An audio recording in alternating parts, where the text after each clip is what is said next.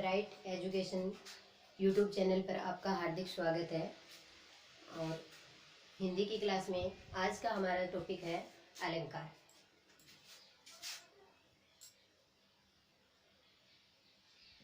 अलंकार पिछली क्लास में हम अलंकार के बारे में काफी पढ़ चुके हैं।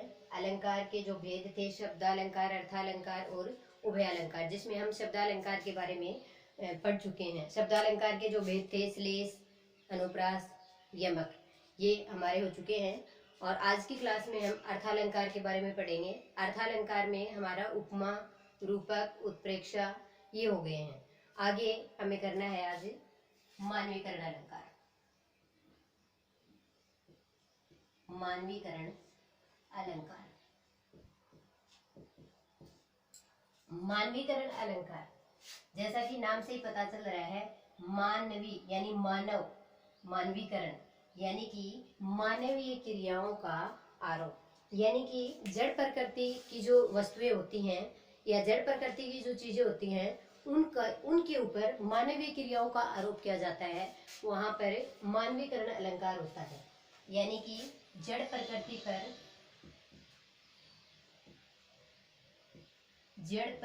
पर मानवीय क्रियाओं का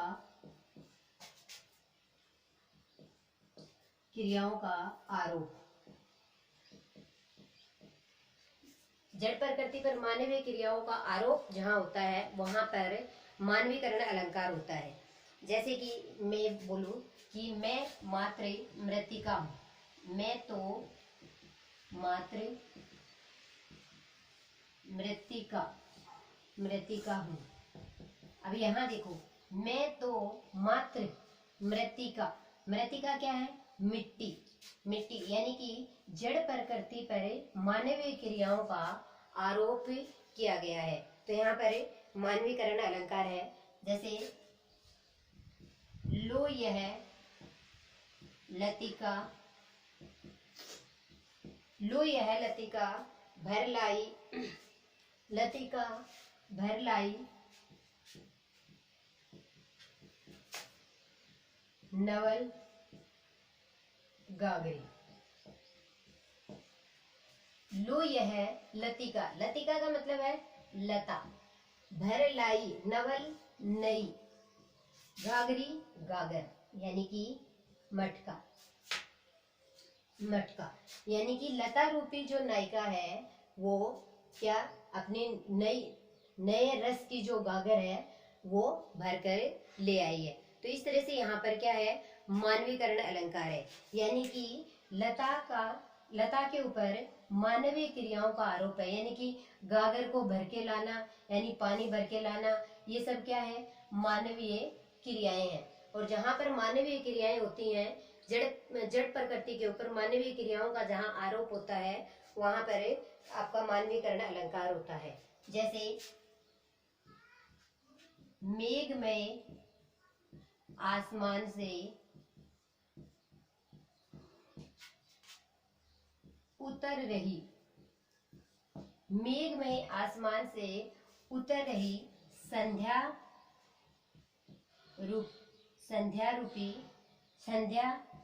परी सी धीरे धीरे।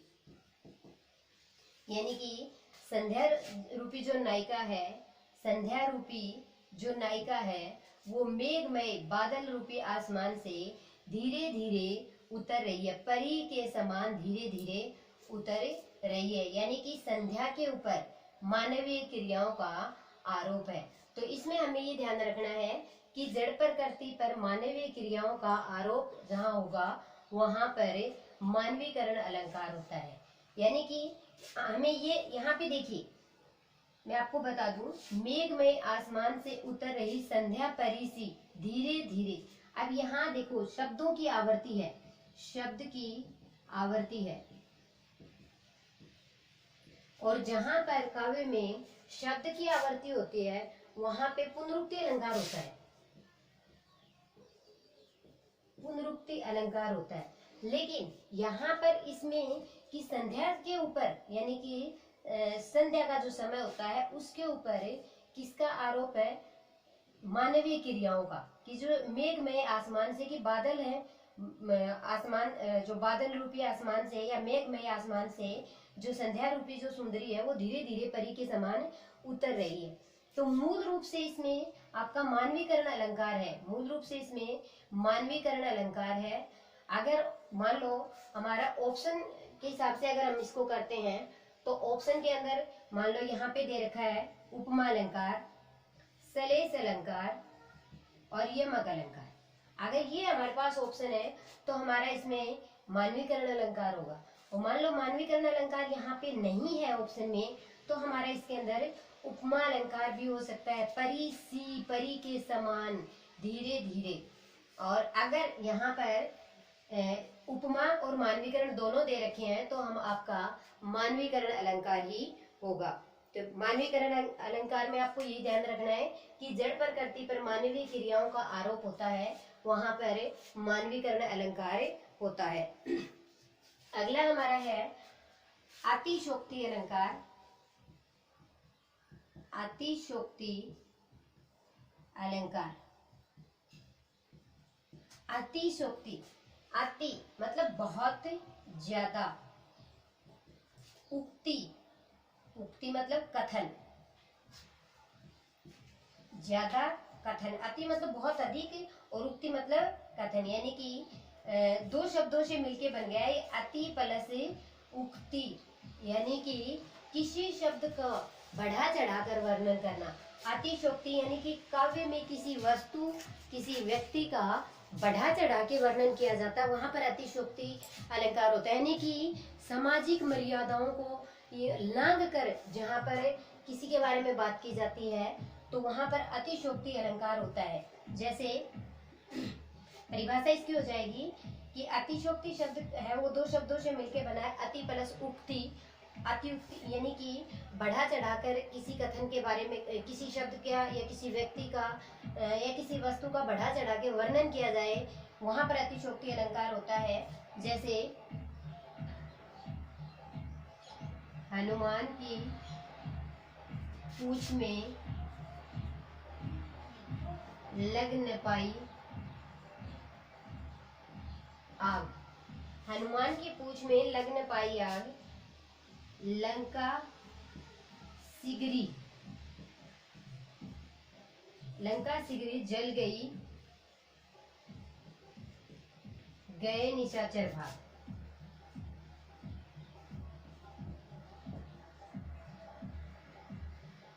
गए निशाचर भाग।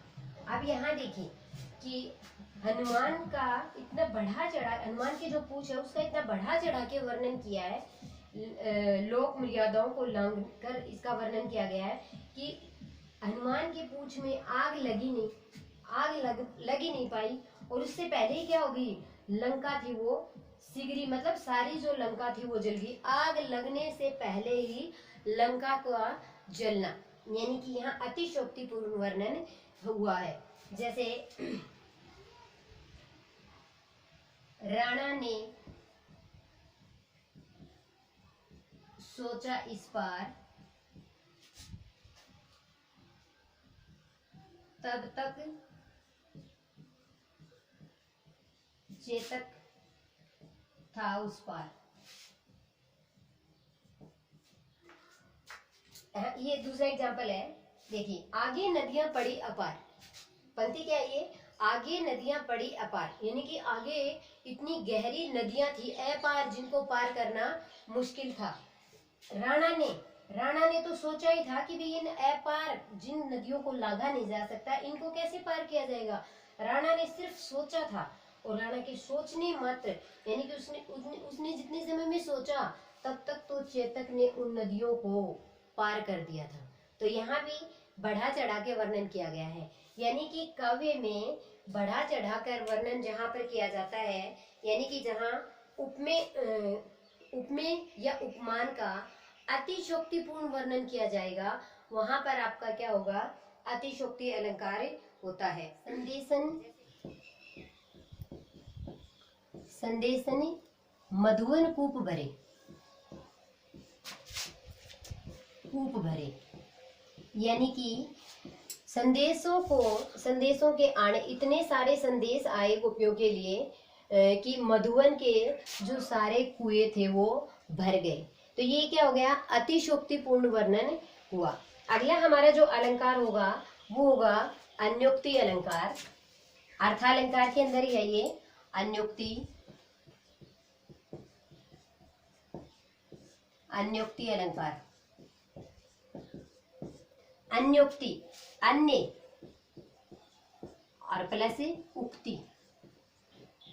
उक्ति का आपको पता है कथन, किसी दूसरे के बारे में कथन करना, यानी कि जहां उपमान के माध्यम से उपमेय के बारे में वर्णन किया जाए, यानी उपमान के माध्यम से उपमेय का वर्णन जहां पर किया जाता है वहां अन्योक्ति अलंकार होता है। जैसे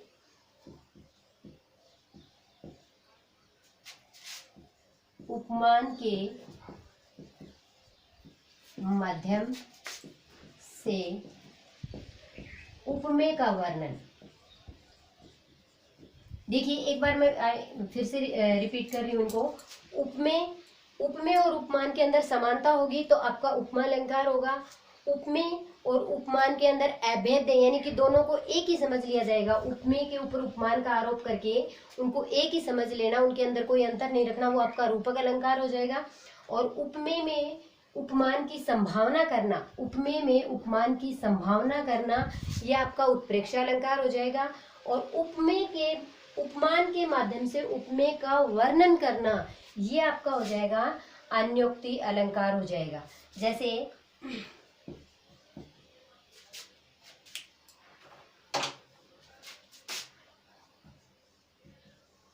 है बिखेर देती वसुंधरा मोती सबके सोने पर, यानी कि जो वसुंधरा है, वसुंधरा यानी कि धरती, भूमि, धरती, धरा भूमि, धरती या भूमि वसुंधरा। धरती है कि धरती है वो सबके सोने के बाद क्या बिखेर देती है, मोती बिखेर देती है। यहाँ मोती से मतलब है ओस के कण, ओस के कण, यानी कि जब रात्रि होती है, जब सुबह हम उठते हैं तो घास के ऊपर हल्की हल्की पानी की सी जो बूंदें दिखाई देती हैं, उनके बारे में बात हो रही है। बिखेर देती वसुंधरा मोती सबके सोने पर, कि जब सब सो जाते हैं तो वसुंधरा है वो अपने मोती है वो बिखेर देती है। अगला है नहीं पराग नहीं मधुर मधु, नहीं मधुर मधु,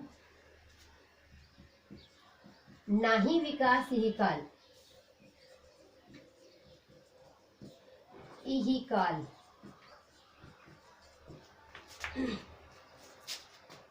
अगली लाइन है इसी में, अली कली से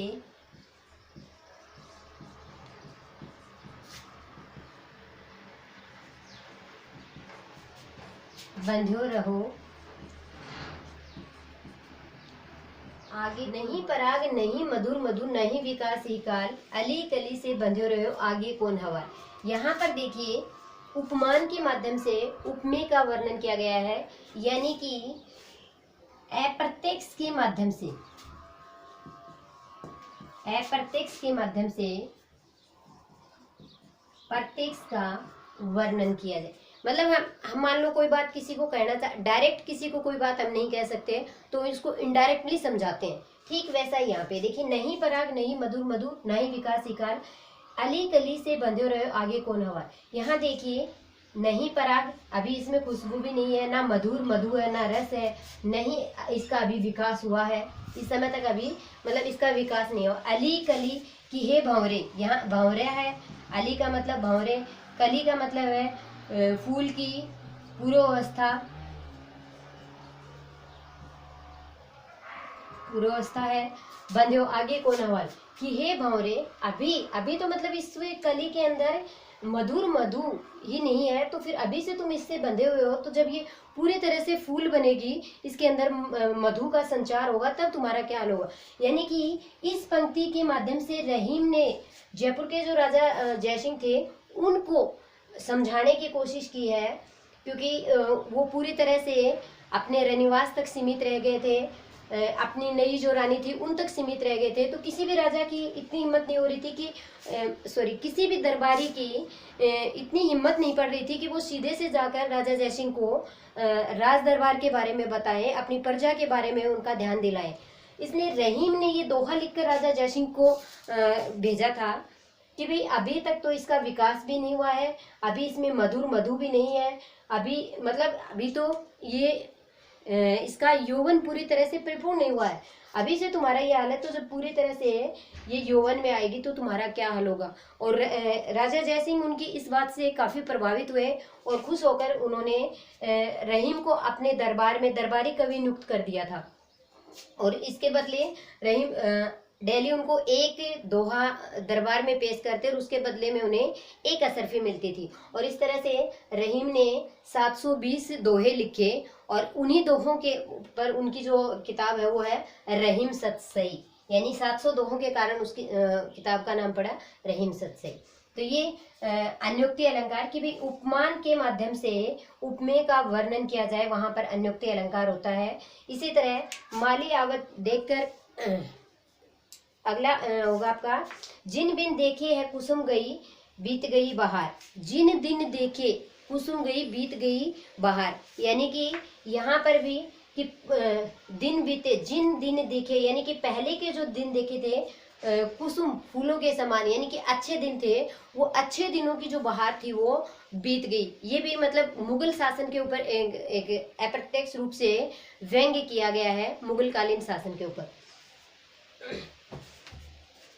ये आज का हमारा जो अर्थालंकार थे उसके मुख्य मुख्य जो अलंकार थे वो हमारे हो गए हैं, जिसमें एक बार मैं रिवाइज कर रही हूँ। आपका उपमा अलंकार हो गया, रूपक अलंकार हो गया, उत्प्रेक्षा हो गया और अतिशोक्ति, अन्योक्ति और मानवीकरण। भ्रांतिमान अलंकार क्या होता है? अत्यंत सादृश्यता के कारण उपमान में उपमेय की निश्चयात्मक भ्रांति, यानी कि उपमान के अंदर उपमेय की भ्रांति हो जाना, भ्रम पैदा हो जाना, वहां पर भ्रांतिमान अलंकार होता है। जैसे चंद्र समझकर चकोर तुम्हारे मुख के पीछे दौड़ता है। चंद्र समझकर यानी कि जो चकोर है, चकोर जो पक्षी है वो मुख को क्या समझ रहा है? चंद्रमा समझ रहा है, और चंद्रमा समझ के मुख के पीछे दौड़ता है, यानी कि उसको भ्रम हो गया। वो मुख को देखता है और मुख को चंद्रमा समझने का उसको भ्रम हो गया है। इसी तरह अगला है विभावना। विभावना अलंकार का प्रसिद्ध कारण के अभाव में कार्य की उत्पत्ति के कारण, प्रसिद्ध कारण के अभाव में कार्य की उत्पत्ति के कारण जो भ्रम होता है, जो प्रसिद्ध कारण के अभाव में कार्य की उत्पत्ति के कारण, उत्पत्ति के कारण होता है, तो उसको विभावना अलंकार कहते हैं। जैसे कि बिन पद चले, पैरों के बगैर चले, सुने बिन काना, बिना कानों के सुनता है, और कर बिन कर्म करे नाना, यानी कि बिना हाथों के नाना कर्म करता है, यानी कि कार्य की उत्पत्ति वो बिना कारण के ही होती है। कारण के अभाव में ही कार्य की उत्पत्ति को विभावना अलंकार कहते हैं। जैसे अगला एग्जाम्पल है, शीतल चंदन चंदऊ लगे जरावन गात, कि जो शीतल चंदन है वो गात शरीर को, यानी कि शरीर के ऊपर शीतल चंदन लगाया जाता है, लेकिन वो भी क्या करता है? शरीर को जलाने का काम करता है। अगला है हमारा विरोधाभास अलंकार। वास्तविक विरोध न होकर, किसी चीज का, किसी वस्तु का, किसी व्यक्ति का वास्तविक विरोध ना होकर सिर्फ आभास मात्र, यानी कि एक तरह से हम ये बोलते कि नाटक किया जाता है, रियल में उसका विरोध नहीं करते, हम बस दिखाते हैं। तो वही यहाँ पर है, वास्तविक विरोध ना होकर विरोध का आभास मात्र हो, कि बस दिखा रहे हैं कि हम विरोध कर रहे हैं, मन से उसका विरोध नहीं कर रहे हैं। देखिए, या अनुरागी चित्त की गति समझे नहीं कोई, कि हमारा जो मन है वो बड़ा चंचल है और इसकी गति को कोई नहीं समझ पाता, कि हम बोल क्या रहे हैं और हम सोच क्या रहे हैं, हम क्या बोल रहे हैं, हमारी जीभ क्या बोल रही है और हमारा मन है वो क्या सोच रहा है, उसको कोई नहीं समझ पाता है। जैसे ज्यों ज्यों बूढ़े श्याम रंग तो उज्जवल होए, कि जैसे जैसे श्याम रंग में, श्याम मतलब काले रंग में डूबता है तो उज्जवल होए। यहाँ पर देखिए विरोध, वास्तविक विरोध नहीं है कि भी श्याम रंग के अंदर डूबेगा तो उज्जवल थोड़ी होएगा, सफेद थोड़ी बनेगा, लेकिन यहाँ की जो जो श्याम रंग में, जो जो बूढ़े श्याम रंग तो उज्जवल हो, कि जैसे ही काले रंग में डुबोया जाएगा वो उज्जवल हो जाएगा, सफेद हो जाएगा। तो यहाँ मन से है कि जो जो हम श्याम के रंग में रंगते जाएंगे, हमारा मन है वो उतना ही उज्जवल हो जाएगा। अगला है संदेह है अलंकार।